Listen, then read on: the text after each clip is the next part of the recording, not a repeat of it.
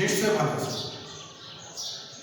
Online ক্লাসে আমি দেবাশিস কুমার রায়, সহকারী শিক্ষক, গণিত, উত্তর খুলনা এসএমএ মজিসারক মাধ্যমিক বিদ্যালয় তেরোখাদা খুলনা।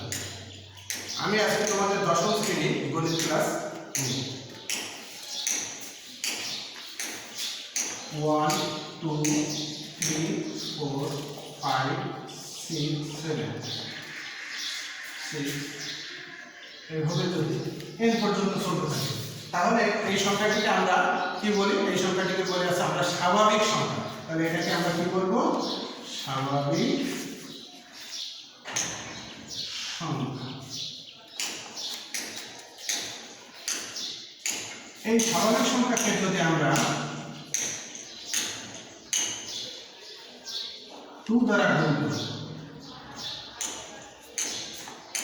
2 4 6 8 10 12 তাহলে এখানে আমরা যে সংখ্যাগুলো পেলাম সবগুলো জোড় সংখ্যা। তাহলে এই জোড় সংখ্যাকে একটা বিশেষ নিয়মে সাজানো হয়েছে। কিভাবে? 2 দ্বারা গুণ করে। তাহলে স্বাভাবিক সংখ্যাকে যদি কোনো বিশেষ নিয়মে সাজানো হয় তাহলে এই সাধারণ সংখ্যাটিকে আমরা কি বলি? অনুক্রম। তাহলে এটাকে আমরা বলবো অনুক্রম।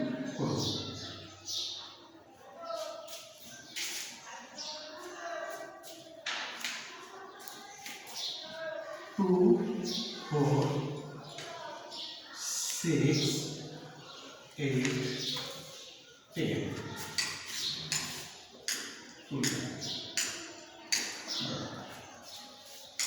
এই যে আমরা সংখ্যাগুলো লিখলাম, অনুক্রমের যে সংখ্যাগুলোকে লিখলাম, এই অনুক্রমের সংখ্যাগুলোকে যদি আমরা পরস্পর প্লাস চিহ্ন দ্বারা প্রকাশ করি, এই যে পরস্পর আমরা এখানে কমা উঠাই দিয়ে পরস্পর কি চিহ্ন দিলাম?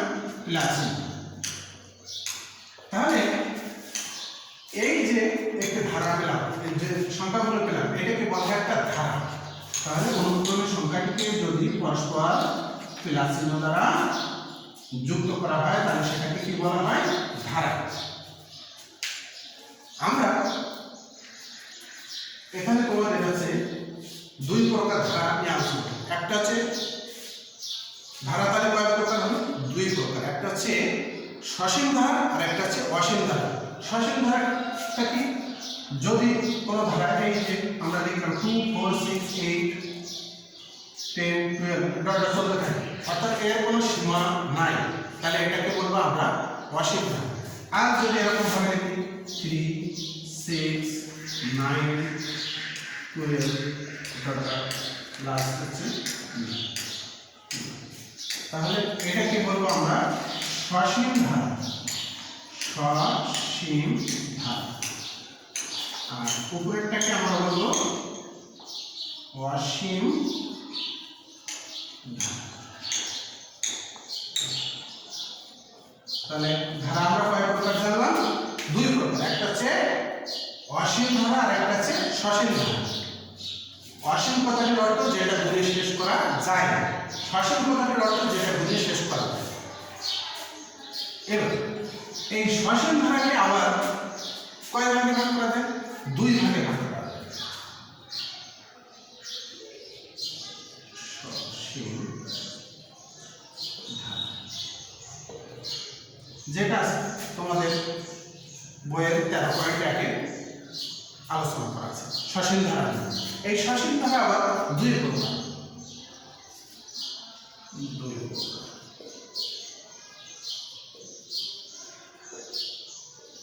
যথা এক সমান্তর ধারা, দুই গুণোত্তর ধারা।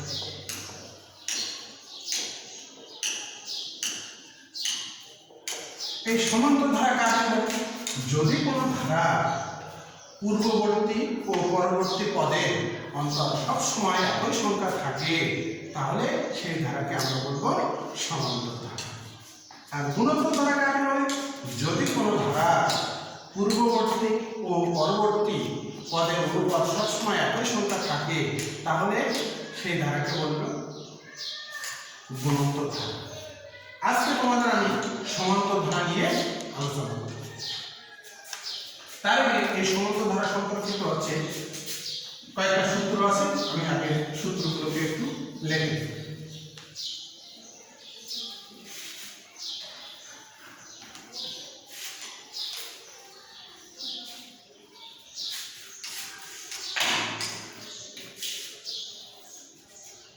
n তম পথ, এটা হচ্ছে সমান্তর ধারা।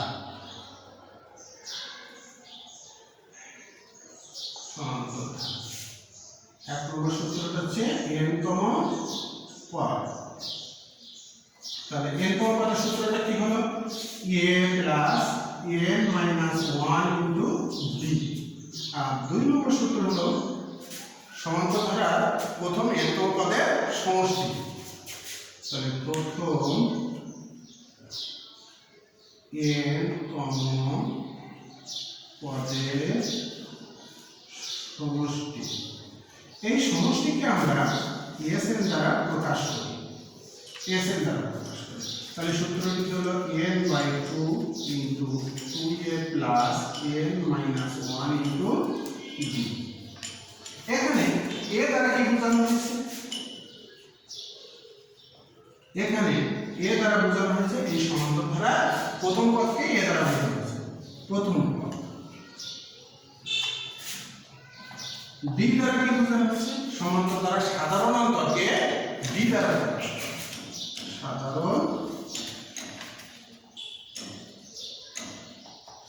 অন্তর।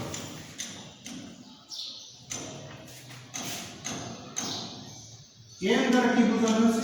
পদ সংখ্যা।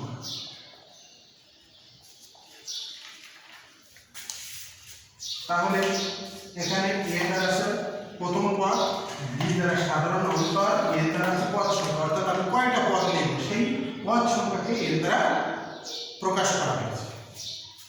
এবার তোমাদের অনুশীলনী 13.1 এর সমস্যা দিয়ে আছে, আমরা আলোচনা করব। অনুশীলনী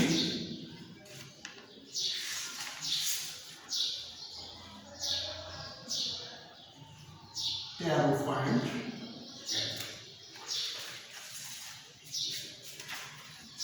6 হাতের সমস্যাটি নিয়ে আমরা আলোচনা করব।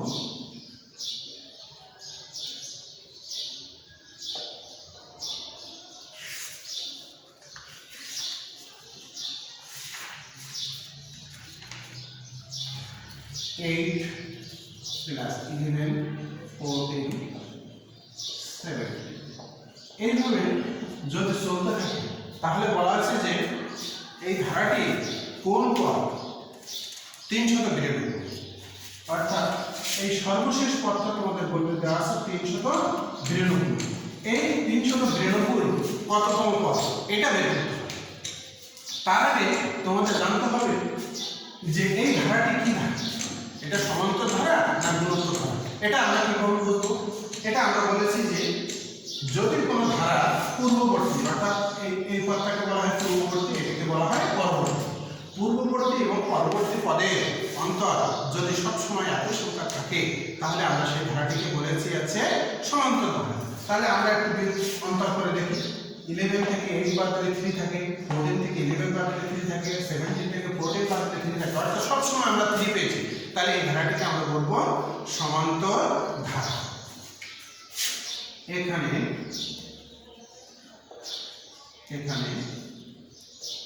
সমান্তর ধারা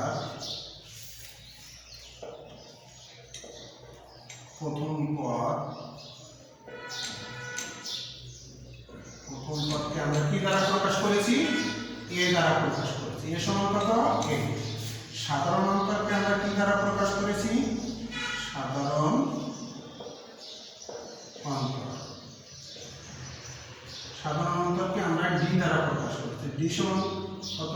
11 মাইনাস 8, অর্থাৎ পরবর্তী পদ থেকে পূর্ববর্তী পদ আমরা বের করলে কত পেলাম? 3 পেলাম। এবার এই যে 392 কততম পদ এটা আমরা জানি না। তাহলে যেটা জানি না এটা আমরা ধরে নেব। তাহলে আমরা মনে করি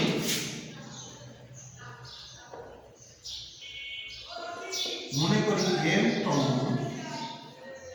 পদ ইকুয়ালস 392 অর্থাৎ এই 392 এনতম পদ। এবার এনতম পদের সূত্র আমরা এখানে লিখে দিয়েছি। এনতম পদ সমান কত জানি আমরা a plus n minus 1 into d। তাহলে আমরা এনতম পদের সূত্রটা একটু লিখি। এনতম পদ equals a plus n minus 1 into b। এবার এই এনতম পদ সমান তাহলে আমরা কত পেলাম? 392 অর্থাৎ 392। প্রশ্ন মতে আমরা কি লিখতে পারি? প্রশ্ন মতে a plus n minus 1 into b equals 392। এবার এখান থেকে আমরা a এবং b এর মান বসাবো। তাহলে a এর মান কত পেয়েছি? 8 n minus 1 into d। d সমান কত পেয়েছি? 3 ইকুয়াল আসছে 392। এখানে আমরা সাইড নোট লিখে রাখবো, মান বসিয়ে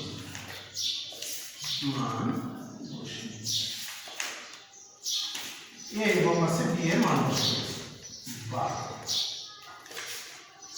a প্লাস 3 দ্বারা গুণ করলে কত হয়? 3n মাইনাস 392 বা 8 থেকে 3 বাদ দিলে কত থাকে? 5 প্লাস 3n ইকুয়ালস 392।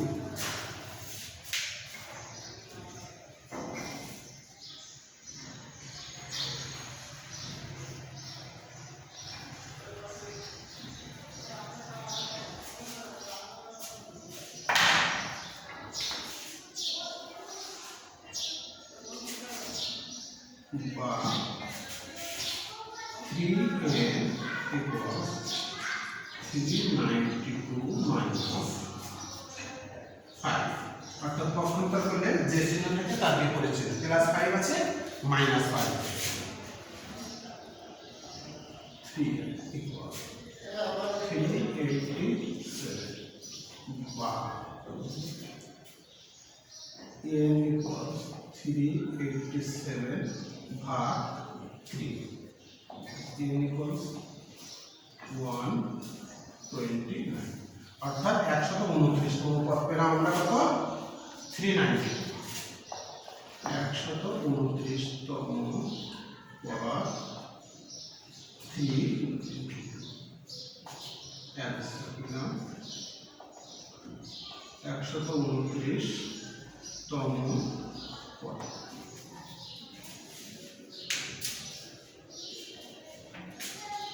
আমি আরেকটি সমস্যা দিয়ে তোমাদের আলোচনা করব।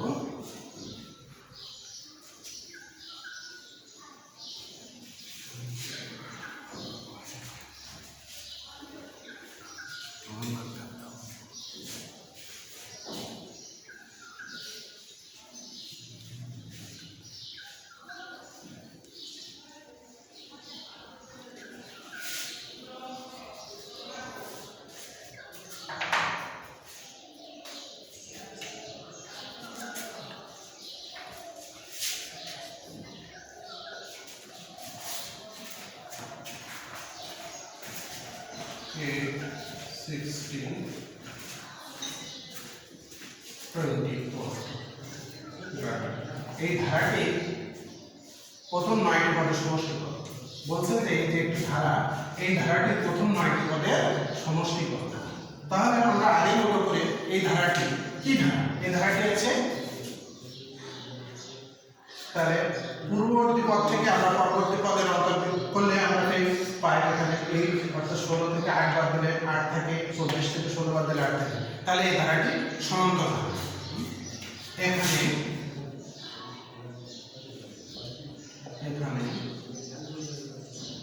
সমান্তরাল ধারা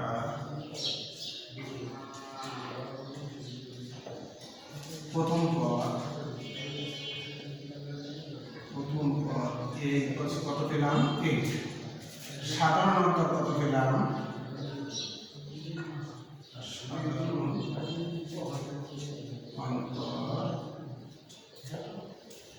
সমান পেলাম হচ্ছে 60 মাইনাস 8 অর্থাৎ 8।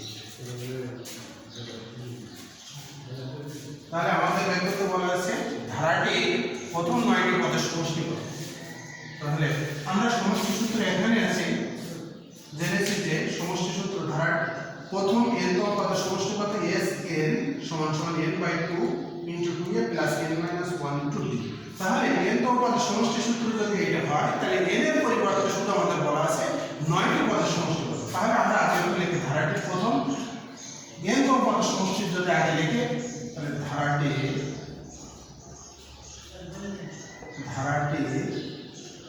প্রথম n তম পদের সমষ্টি যেটা Sn সমান n by 2 into 2a plus n minus 1 into d। তাহলে এখানে আমাদের বলা আছে n এর পরিবর্তে 9টি পদের সমষ্টি।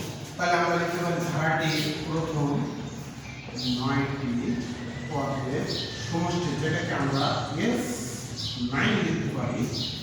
তাহলে 9 by 2 into 2a plus 9 minus 1 into b। এবার এখানে a এবং d এর মান আমরা উপরে পেয়েছি। তাহলে a এবং d এর মান যদি আমরা বসাই দিই তাহলে আমাদের 9টি পদের সমষ্টি পেয়ে যাব। 9 বাই 2 ইনটু 2 এর মান কত পেয়েছি 8 পেয়েছি। 9 থেকে 1 বাদ দিলে কত থাকে 8 ইনটু d এর মান কত পেয়েছি 8 পেয়েছি। এখানে আমরা একটু লিখে নিতে পারি মান বসি।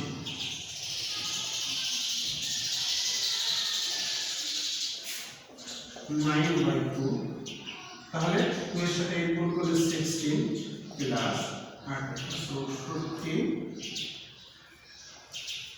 9 বাই 2 10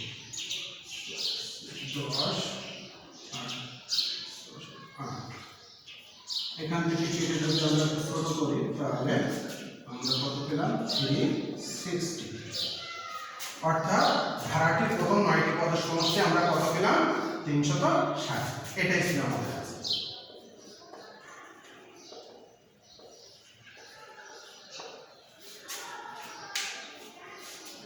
তাহলে